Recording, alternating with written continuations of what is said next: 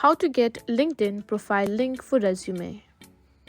If you're updating your resume and want to add your LinkedIn profile, you've come to the right place. In today's video, I'll show you how to get your LinkedIn profile link in just a few simple steps. So let's dive right in.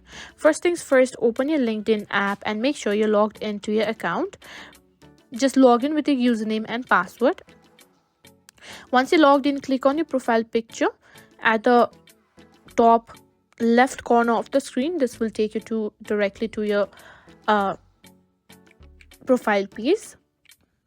Now what you need to do is tap on the three dots, tap on it. From here you can simply find an option that says share via.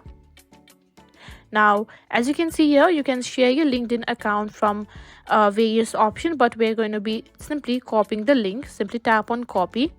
Now you can simply paste it in your resume. Let me show you where. Simply open your resume and simply paste it over there. Here as you can see, your LinkedIn URL has been pasted. And that's it. That's how you can simply, and that's it. You've now successfully added your LinkedIn profile to your resume.